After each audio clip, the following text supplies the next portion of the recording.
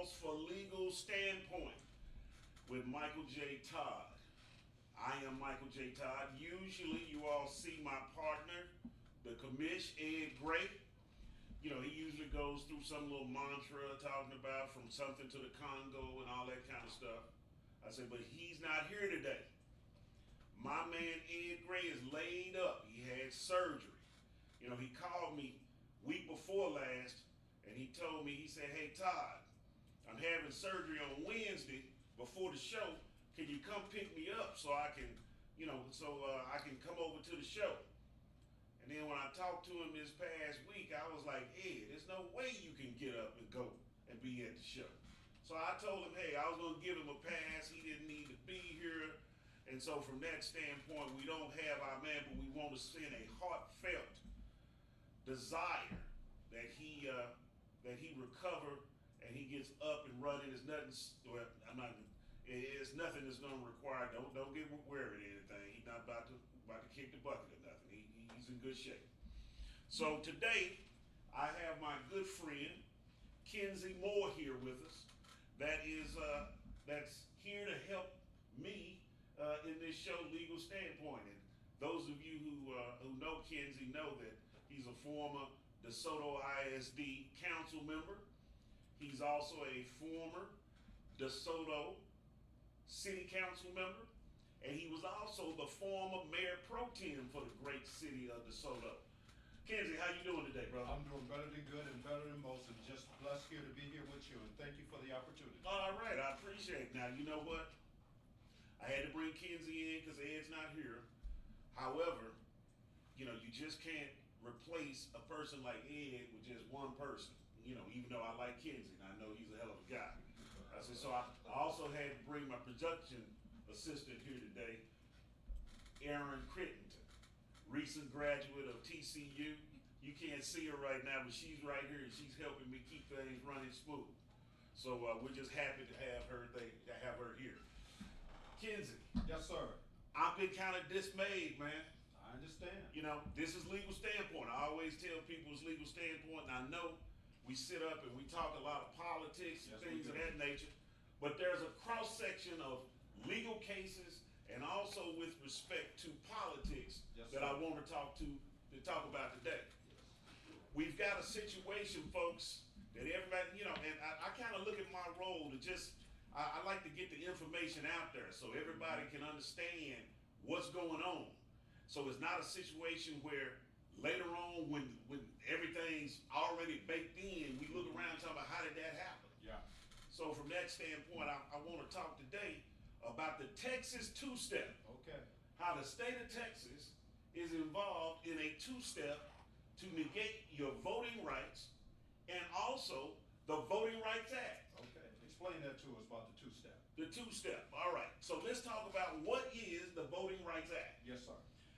Specifically, I'm talking about Section 2 of the Voting Rights Act. Now, back in the day, back during secondary citizenship and things of that nature, a lot of states came up with reasons or processes or methods to keep African Americans from voting in America. Yeah. You had to go in and you had to look at the jelly beans in a jar and tell them how many jelly beans were in the jar so you'd be able to vote. Nobody could get that right. And even if you got it right, they would tell you you're wrong. So what it would do, it would keep you from voting. Yeah. Then you had your poll tax. Yes, sir. Where you had to pay a certain tax, right? Then they had stuff like grandfather clauses. If your grandfather or if your father was eligible to vote, you were automatically eligible to vote. Yeah. And we know back in coming out of slavery that black folks couldn't vote. That's right. So we couldn't get the grandfather clause. That's very interesting. But that was for everybody else. Yeah. So what happened as we went through this period of secondary citizenship, and as we were coming out from the civil rights movement, the Voting Rights Act was passed. And what it does, and I'm talking specifically because what's under attack now, a lot of the sections of the Voting Rights Act have been undercut already. But one that has been viable is Section 2 of the Voting Rights Act. And what it does, it proscribes or prohibits practices and procedures that discriminate on the basis of race, color, or membership in a minority group identified in the Act. It prohibits practices and procedures. You know, procedures, when we're talking about procedures, we're talking about how an individual may be able to vote, I mean, or to register to vote. Yeah. That's a procedure. It could be how you're able to file suit in a lawsuit to be able to contest an action. So there are a lot of different things that can be practices and procedures. And so what happens is that this section, which has been viable, is under attack. And it's under attack in numerous ways. What I want to do initially is talk about, you know, I said it's the Texas two-step, so this first case that we start with, the first step of the two-step, came out of Galveston, Texas. Back in, I think it was 2022, 2021, somewhere in that range, the Galveston County Commissioners drew a map for the individuals to be able to run for the county commission. Okay? And we in Dallas, we know the county commission, John Wiley Price is a county commissioner. Yes, sir. You know, Clay Jenkins is a county commissioner. And so the county commissioners are important positions in the Texas in the Texas structure of government. That's right. And so they had issued a new way how they were going to do the maps, and the African American and Hispanics said that those maps did not give them a chance to elect individuals that were within their group, African Americans or Hispanics. Yeah. And so they filed suit under Section 2 of the Voting Rights Act. Now, once they filed suit under Section 2 of the Voting Rights Act, they had a hearing and a trial before the district judge. Okay. You know, we always have 3 levels, right? You have the district court, you have a court of appeals, and then you had a Supreme Court. Yeah.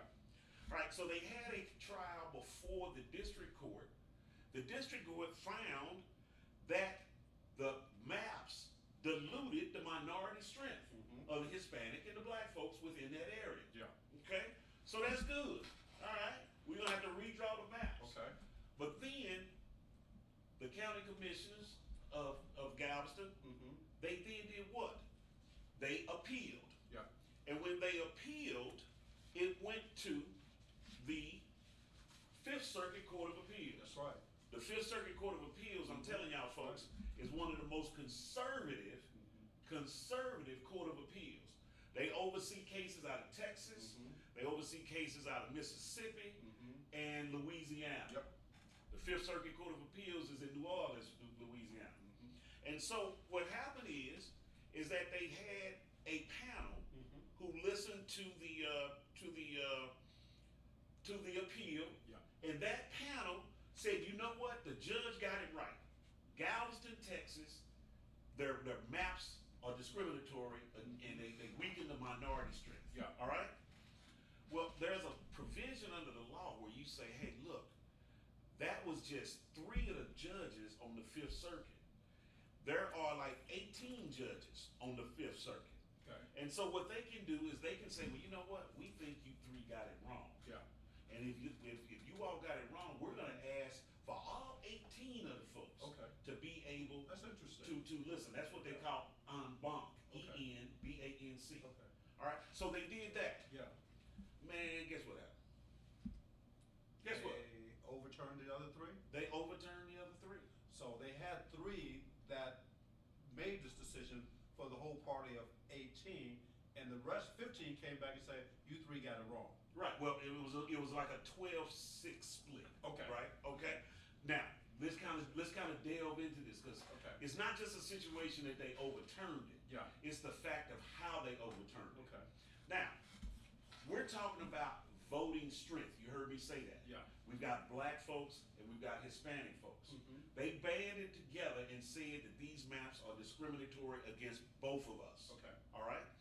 So what happens is that when you look at these maps, you have to make a determination of whether those groups could elect someone in the first place.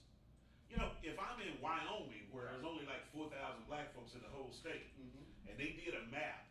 And then they said, and I said that map was discriminatory against the black folks, right? Uh-huh. And we only had 4,000 people in the whole state. Then you can't win no way. That's right. Right? If all 4,000 people banded together, you can't win anyway. So what you have to do to be able to proceed with a Section 2 voter dilution suit, you have to show that you are capable of winning. Your group is capable of winning. Yeah. Well, ever since 1982, the courts have allowed the combination of groups, Okay. blacks and Hispanics, right? And they have said we together Mm-hmm. would be able to elect someone together. Well, the Fifth Circuit threw all of this precedent away. And they said, you know what? No, y'all can't combine blacks and Hispanics. Is that right? You have to show either the blacks could win Yeah. or the Hispanics could win. Right. And since neither one of them could win by themselves, they Yeah. don't have enough numbers, Correct. then you can't proceed forward with your lawsuit. This is the fifth. The Fifth Circuit. Okay. So in essence, what they've done is that they have overturned precedent. And they just said, hey, look, you can't combine, it says class. The act says class, not classes. Mm-hmm. So you can't combine the two. And so that's probably gonna lead to what? Mm-hmm. An appeal to Supreme. the Supreme Court, which has been very, very conservative. Yeah. So that's something that we have to watch Yeah. as it relates to that particular case. But that's something that just came down Yeah. just recently. Mm-hmm. Now, I told you it was 18 people on this Yeah. on this en banc, Yeah. right? Yeah. The Fifth Circuit. The Fifth Circuit. So let me ask you this: it was a 12-6 split, Yeah. right? 11 of the judges who ruled in this new fashion. Yeah. Who do you think they were appointed by? A Republican or a Democrat? I would say they were appointed by a Republican. Yeah, they were all reported. Yeah. 11 of the And 12. particularly coming out of the South and Right. out of New Orleans. Right. All of these judges came from the South, and they were appointed under probably some was under Trump, some was under Bush, Right. some probably was under Reagan, going back that Yeah, far. yeah, good. Yeah. But 11 of the 12 Yeah. were appointed by Republican presidents. Yeah. Now, you say they were coming from the South. That's true. Yeah. Because generally the judges are going to be from the geographical Yes, sir. area that court covers. Mm-hmm. So you have Texas, Yeah. Louisiana, Alabama. no, and Mississippi. Uh-huh. It's 3 states that Okay. make up the Fifth Circuit. Okay. All right, but it just set a precedent. So, folks, what we have here is that we have a chipping away of the Voting Rights Act, because they're saying that unless you can say black folks make up 51% Yeah. of the population, right? If you can't say that blacks make up, or Hispanics make up 51% of the population, Yeah. then you don't even have a right to even come under Article 2 of the Voting Rights Act. Yeah. I mean, damaging, just really damaging. Talk to us about the breakdown then in the state of Texas, the demographics in Well- the state of Texas in regard to the population of the Hispanics, the black, and the white. Right. Well, you know what? I did look that up, and Yeah. it is unique, right? Mhm. You know, and we're gonna kind of get into this too a little bit, you know, as we start talking about some of the political shenanigans. Yeah. Right now, I said it was the Texas 2-step. 1 step is what? The lawsuits that they're pulling, and Yeah. some of the rulings that we're receiving, Yeah. versus the political shenanigans that are going on. But when you look at the demographics of Texas, Mm-hmm.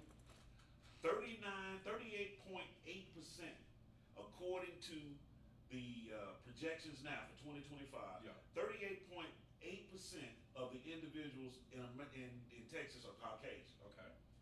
39.2, I believe, percent, Mm-hmm. the individuals are of Hispanic origin. Okay.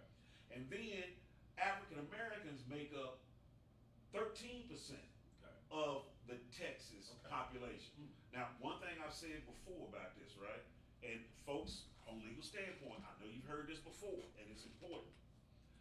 Of the 13% of the Mhm. black folks that are in the state of Texas, the number of black people make up more black folks than any state in the country.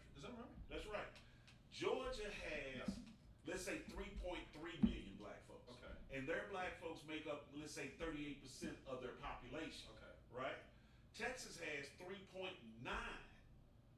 million black folks. Okay. Now, we only make up 13% because we're a bigger state, Yeah. right? Mm-hmm. But we still have some some voting power if we could band together as it relates to registering to vote and actually getting out to vote. Yeah.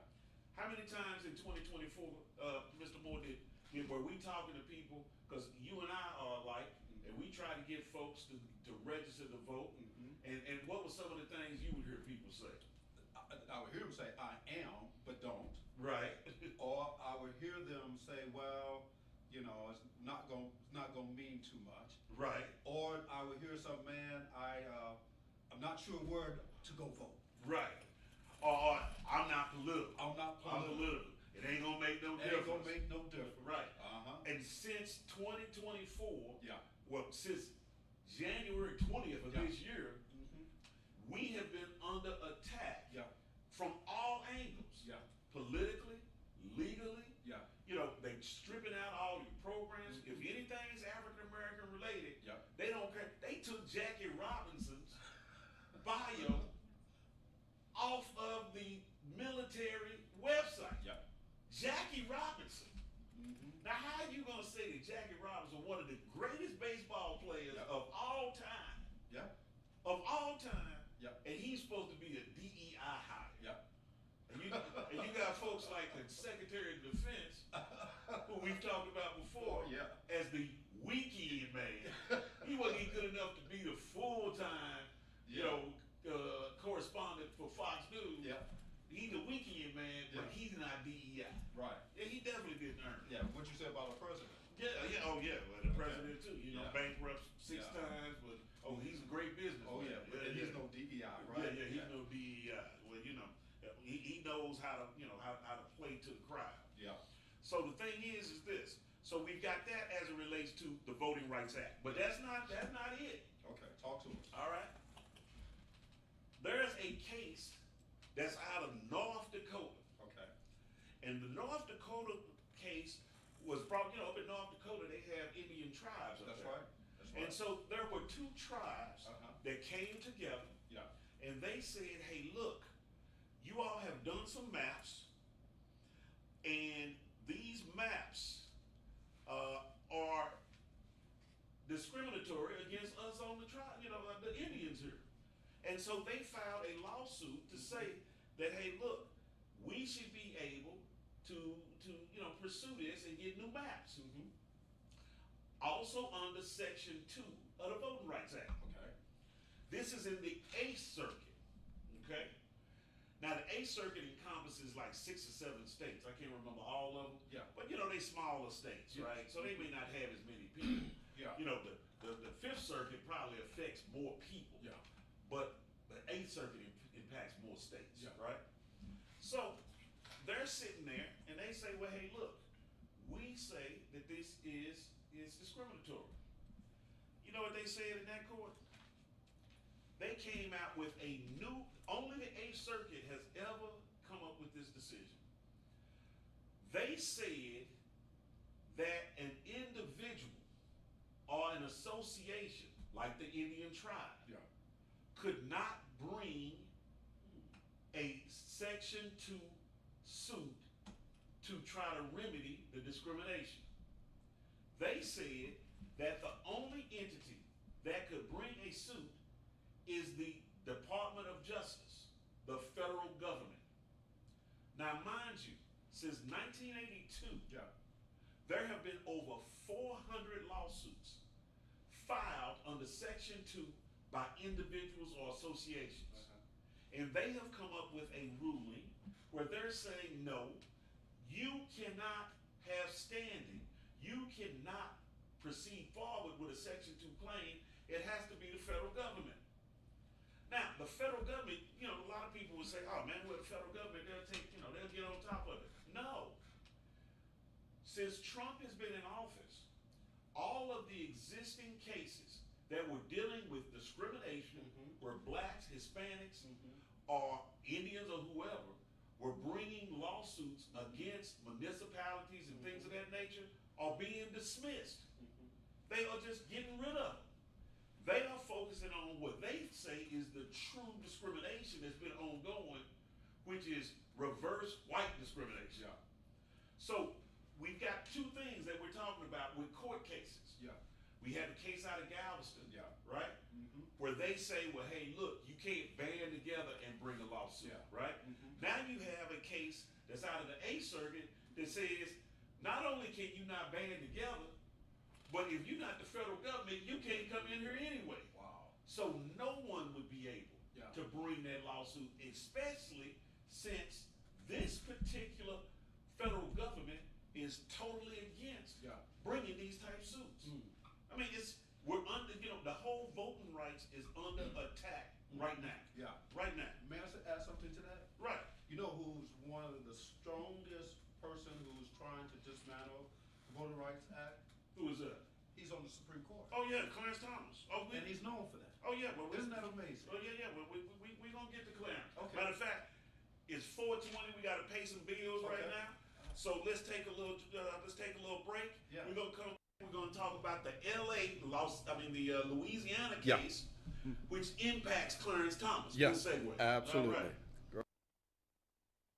Tune in from 7 to 9 p.m. every Saturday and Sunday for the Clef Live, where we play an amalgamation of live performances from current and past artists. That's the Clef Live, weekends from 7 to 9, right here on Jazz Clef Radio. Hey, whenever I want good Cajun food, I go to Thibodeau's, located at 107 North Cedar Ridge in Duncanville, Texas. They're really hot, just like the Commish radio show in Thibodeau's. Hot as this gumbo. We will see you later at Thibodeau's. Hi, Amy Manuel here, proud Texas liberal and host of Political Musings every Monday at noon on Fishbowl Radio. Each week, we explore politics through the lens of music and pop culture on themes that vary from science fiction to wages to civil rights to women's rights and sometimes just one artist like Elvis or Eartha Kitt. We'll meet activists and candidates and some folks that lived the history that some of us only read about. Join in each Monday at noon on FishbowlRadioNetwork.com. Jump in.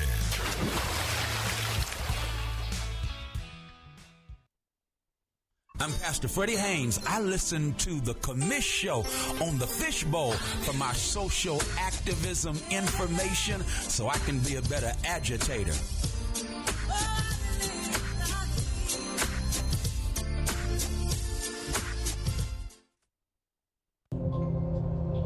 Hi, my name is Gail Todd with Townview Realtors. If you find yourself in the market to buy, sell, lease, or maybe you want to be a part of this hot real estate market by investing, just give my team of professionals and I a call at 214-675-9572. Again, that's 214-675-9572. Or you can email me at gtodd88@yahoo.com. With me, it's all about you.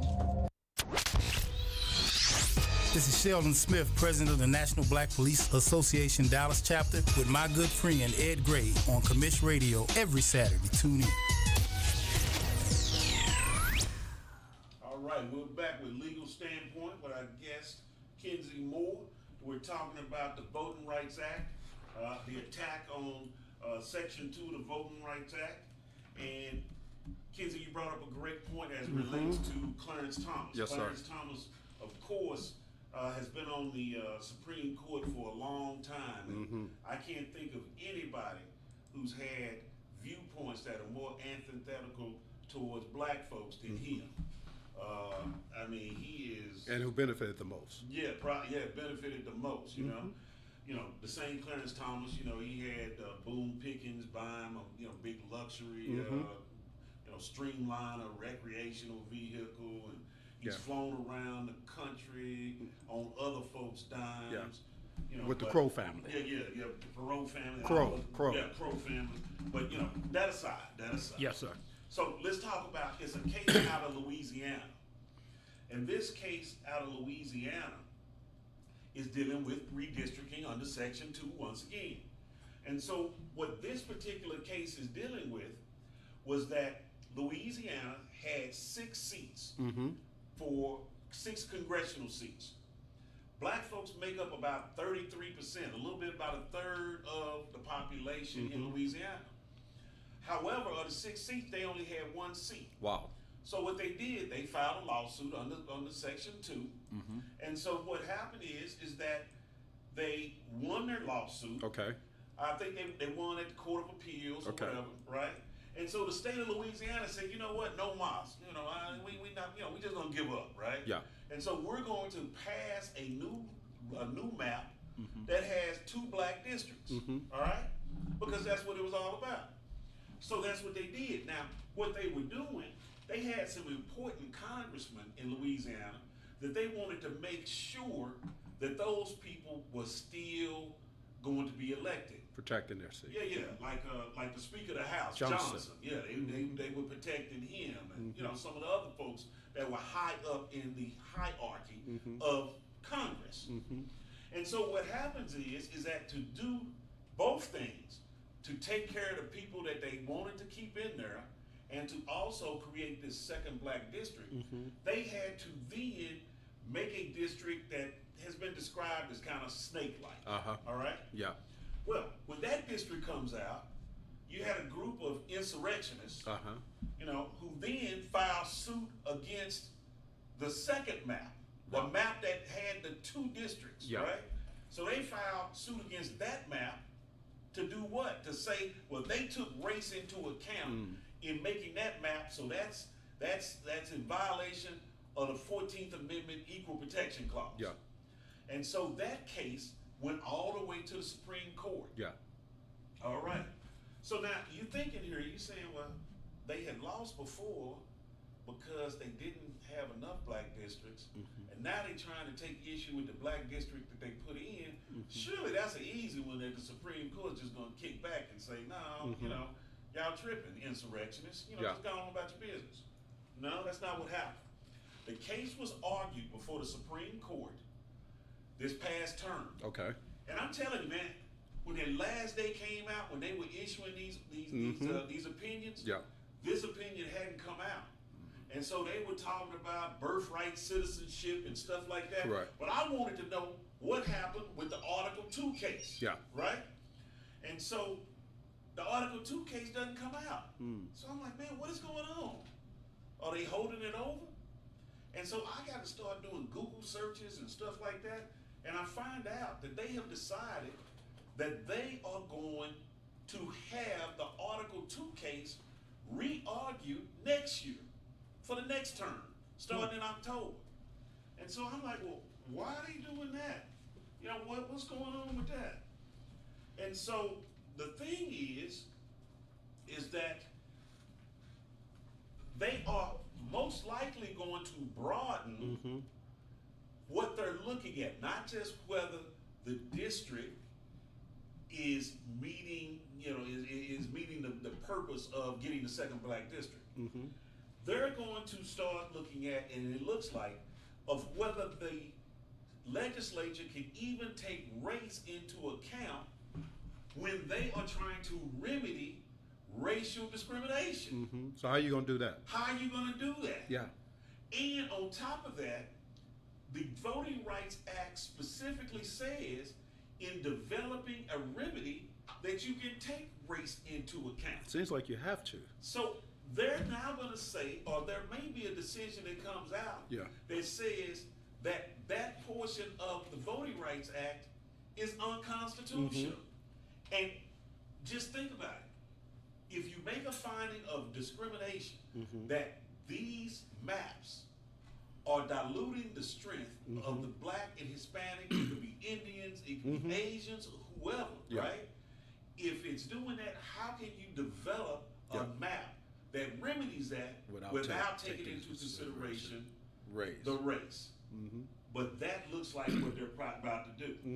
Now, when they decided, they being the Supreme Court, when they decided that they were going to kick this down the road a little bit, your boy Clarence Thomas, Talk to me. he wrote a dissent. Yes, he did. In this dissent, he wanted the court to rule outright that the Voting Rights Act Section 2, which requires consideration of voters' race to ensure that congressional and state legislative voting districts are drawn fairly, he wanted a finding that violates the Constitution's guarantee of equal protection.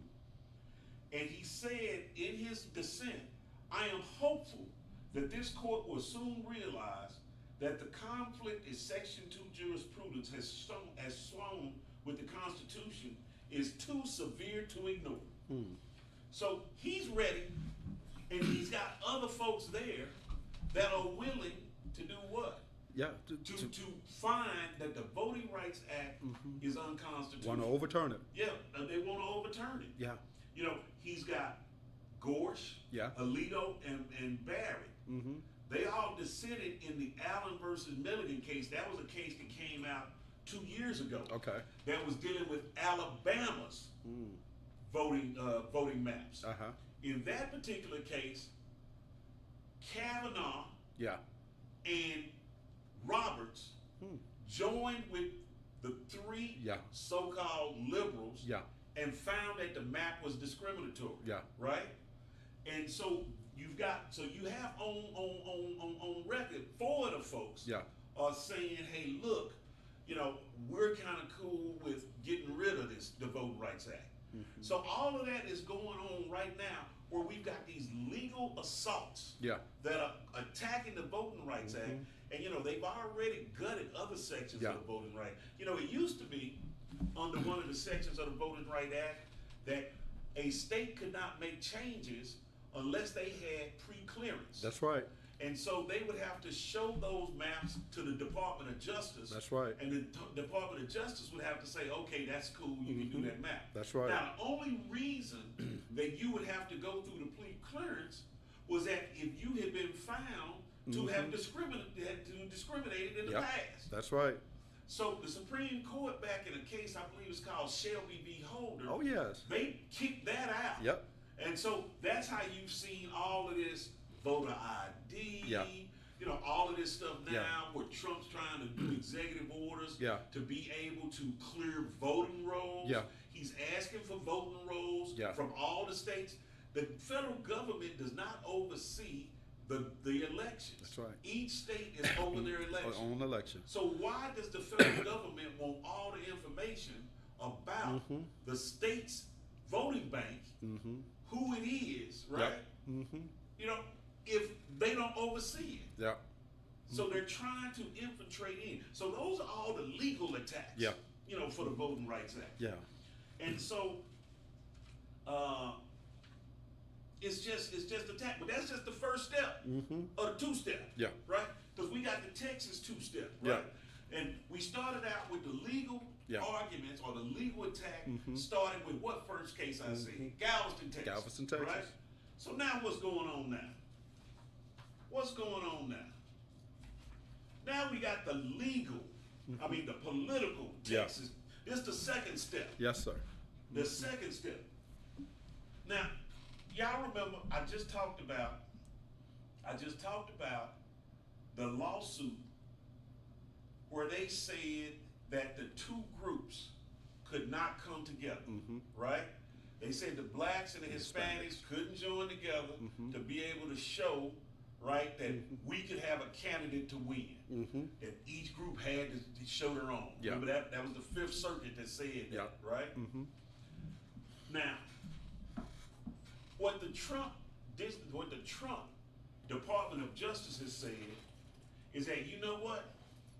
Y'all have some districts down there in Texas where it's made up of blacks and Hispanic folks. And y'all took that into consideration when you put them together like that.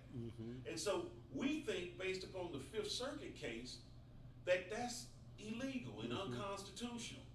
So what I want you all to do is I want you all to go back and to redraw all the congressional maps in the state of Texas. Why? Why? Well, you know why.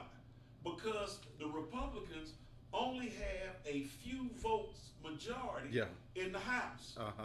And they do not want to lose their majority. So what they're doing, you're supposed to redo the maps every 10 years after the census is taken. That's right. But Trump's DOJ has sent a letter to the state of Texas saying, I want you all to redo the maps because we think we can squeeze 4 or 5 more Republican seats, 4 or 5 more insurrectionist seats out of Texas. You follow what I'm saying? Oh, I follow you very well. And Kenzie, I know we've talked about this Yes, before. sir. So what's something that's common about the districts that they're focusing on that they're saying that it's unconstitutional? Well, number one, the Republicans see a couple of vulnerable Democrat districts in the state of Texas where they feel they can pick up because Trump won those districts. And in winning those districts, he and Abbott got together and said, hey, look at here. We can pick up maybe 3 or 4 because we have some vulnerable districts that are now in the Democratic Party that Trump won. Now, normally, when the DOJ tells another state that your maps are discriminatory, that state is going to say, "Hey, no, we're not. We've done this 3 or 4 times, and we ran it through the election commission." But Texas says, "Oh, you are right." Well, go ahead. But the thing is this, and listen to this, folks. Now, this is the tricky part about this. Listen to this. I just said that the maps were redrawn every 10 years. Yes. Which would have been 2020. All right. Listen to this, folks.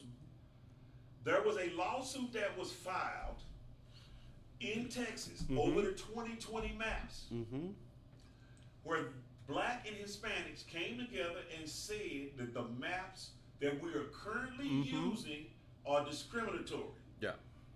They just finished a trial about 2 weeks ago up in El Paso, I believe, right? Where the state of Texas came in and they said there was no racial consideration in passing these maps. None. It was like a month-long trial. And they said there was no racial component. These maps were drawn colorblind, right? Now, after the lawsuit, after the trial has completed, the judges haven't made a decision yet, but the lawsuit is completed. No more evidence is being introduced. They get this letter from DOJ, and now Abbott, Patrick, and Patrick's over the Senate. And then this Dusty Bowers, is it Bowers or Bowen, whatever his name, he's over the House. They've all said, well, you know what? We think the DOJ is right. That's correct. And even though we just told these 3 judges in this month-long trial that everything was no race was considered, we think now that we use race and that we need to strike down these lawsuits to be able to then draw new lawsuits. Exactly. New districts. New districts. And mid-stop because they already did it in 2021.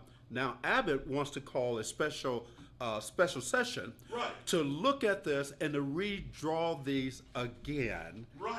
And he's focusing in on 4 districts where he feels they can pick up. And those districts are dominated by people of color. They're mainly in the urban community of Houston, San Antonio, Austin. You know he can't come up to Dallas. That ain't gonna work. So he's staying down there in Harris County in those areas. But I think he's also, I read something where they were trying to focus in on Mark Veazey's district. Mark Veazey is in District 33, which is a part of Fort Worth. And that is a possibility. That is a possibility. But Mark is not so vulnerable as those that are in District 38 and District 24. Well, why you say he's not as vulnerable? Well, because when you look at the way the map is, Fort Worth itself demographic has been changing. It's become more of a purple than a red. Right. As in the general election, as well as in the midterm, and that's where they're going to see it. So, I mean, market. I think Councilor Vesey is okay, but that's not to say they're not going after him. Right. Because what'll happen and what they're trying to do, folks, is this. Okay, if you've got a district, let's say, where a black or Hispanic person is That's where they winning, hit it. Yep. Right? What they're going to do is they're going to slice some of those black and Hispanic constituents out, and they're going to move in some of the insurrectionists, right? Or some of, people of other races in an attempt for them to be able to try to tip it to a insurrectionist and or Republican stature. Then talk to us, because we've been talking about, talk to us about stealing from Peter to pay Paul. Well, yeah, but and see, that's one concern. Yeah. Because we just talked about the demographics just a few minutes ago. Correct. Right? And so we're coming up on another break. So let's do this. Let's talk about the demographics and the Peter to pay Paul variable that's at play after the break. Yes. Great. Hello out there. My name is Byron Williams, former NFL player. I'm with the NFL Players Association, and when I'm not in the community, I'm listening to Mr. Ed Gray, the Commish. Hello, I'm Chris Howell, co-founder of the Chris Howell Foundation. The Chris Howell Foundation, our goal is to strengthen individuals and families in the areas of financial literacy, mental health, and health in general. If you need assistance in any of these areas, I invite you today to go and check out our website, chrishowellfoundation.org. That's chrishowellfoundation.org. Men, you've been spending countless hours on YouTube searching for encouragement and empowerment. I want to give you the tool that you need today. It's InTheHuddleOnDemand.com. Go to InTheHuddleOnDemand.com today for the encouragement and empowerment that you've been searching for. You'll get a behind-the-scenes look of what's been going on with In the Huddle with Chris Howell. Go and check it out today. Hi, this is Howard Scott from The Howard Scott Show, coming to you from beautiful Arlington, Texas on Fishbowl Radio. You can catch me every Wednesday from 6 to 7, and we play all this war music, and you get to hear some of the songs that I wrote when I was in the band War, how I created the songs, the stories behind it, and we start off with the blues. You have a good time talking to me, so tune in every Wednesday from 6 to 7 and catch The Howard Scott Show. We're having a whole lot of fun on Fishbowl Radio. Jump in. What's up, beautiful peoples out there? It's your boy Marv, a.k.a. Cool Pop Watson, baby. Make sure you check my man out 3 to 5 every Saturday. Commish Radio Show. Make sure y'all come check my man out. Hello out there. My name is Byron Williams, former NFL player. I'm with the NFL Players Association, and when I'm not in the community, I'm listening to Mr. Ed Gray, the Commish. Hi, I'm Ed Bridges, CEO, founder of Wrong Way Driver Alert. And one thing that we know, when you need to go the right way, we always turn to Commish Radio. He never leads you in the wrong direction. So here at Highway Nation, we want to thank Mr. Ed Gray for taking us in the right direction. And visit us on Facebook, Highway Nation page, and give us a like.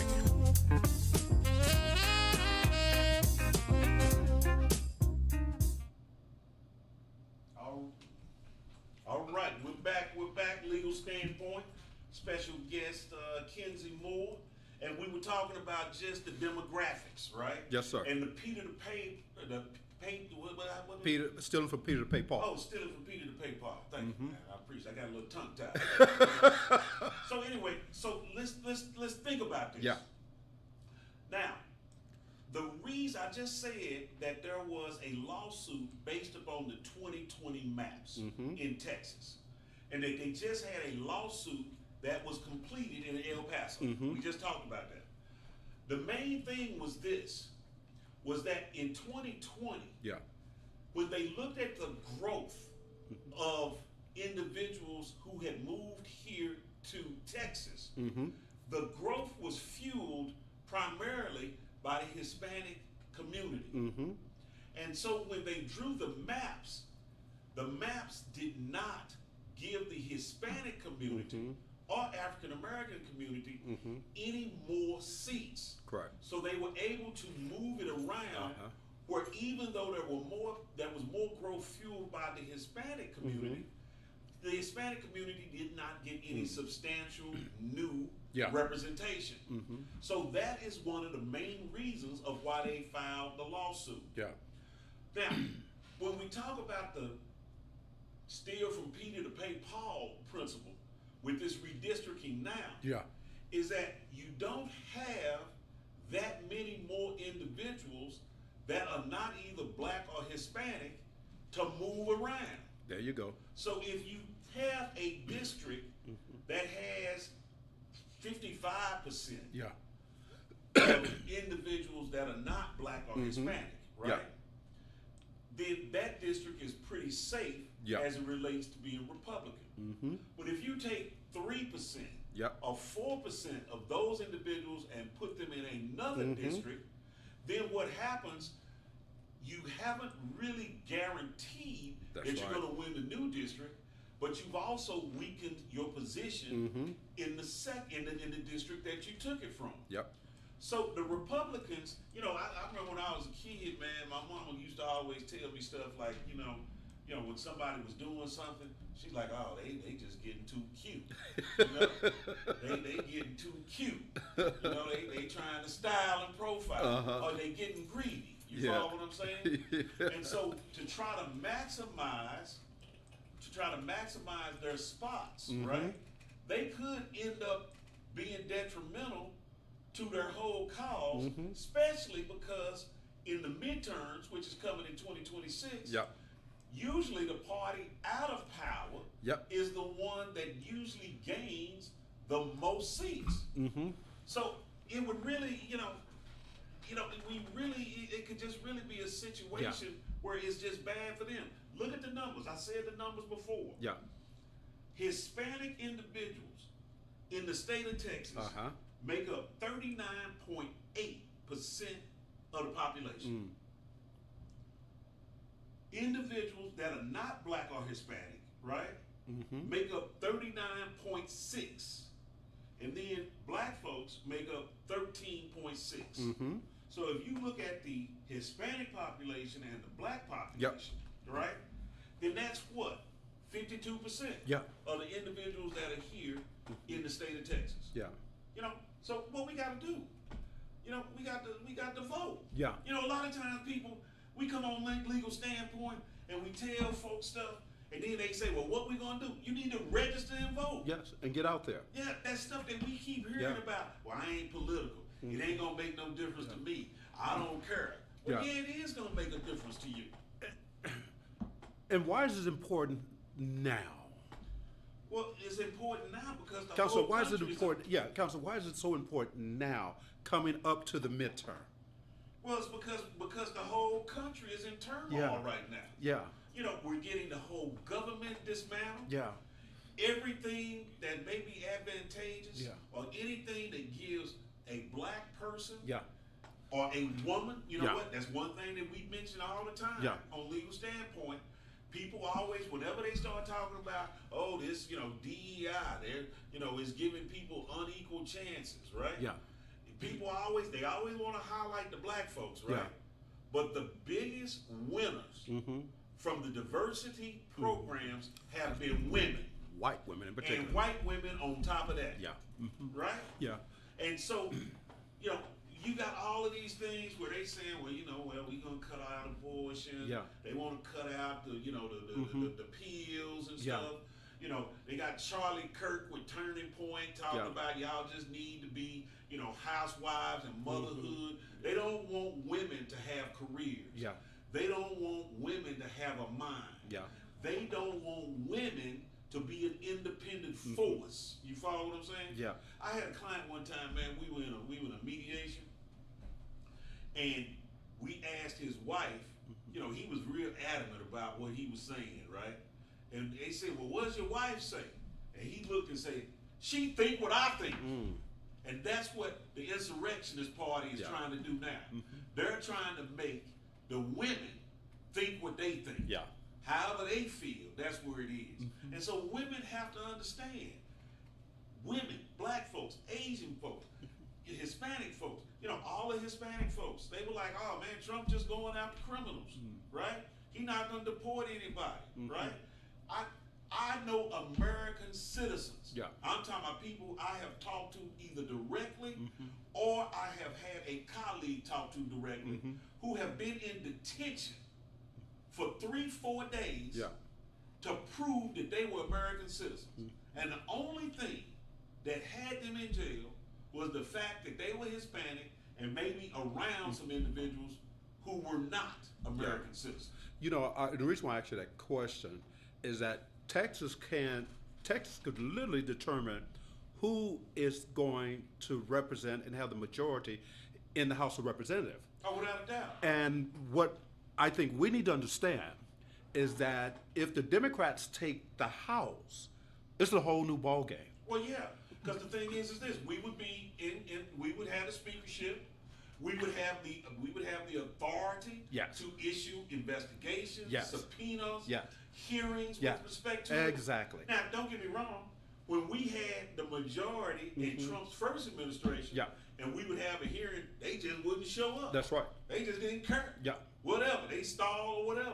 But at least we would be able to stop some of this, treacherous type of legislation that has gone through, where they have just put money in the hands of the rich, and they cutting folks from Medicare. Man, how you gonna cut Head Start? Well, this is the reason why they're in such a hurry to get this stuff done. Right. Before 2026, because once 2026 comes, Republicans really know that they're going to lose the House. Right. And when they lose the House, then the investigations start. Then the purse string is cut. Right. The appropriation, the oversight, and oversight. Doubt. Now, once, and Texas is in a position whereas that they can put a stop to a lot of the stuff that the Republicans are doing. Texas is not the only one, as you said, that is doing it. Florida is doing it as well. Yeah, Florida's big time. But one of the things that Trump and House Speaker Johnson are doing, they need to do this stuff now, just like they just did with this $9 billion reversal of money. The rescission. Right. They're doing all this because they know in the midterms, as you stated, normally the party that's in the majority now loses a seat, and the new party will come in and put everything. And that's what Trump's biggest fear is. That's why he got with Abbott. Yeah, because what they're trying to do, you know what? Over the past week, 2 weeks, there's a show on HBO that's been coming on called The Wire. They've been replaying all The Wire. Yeah.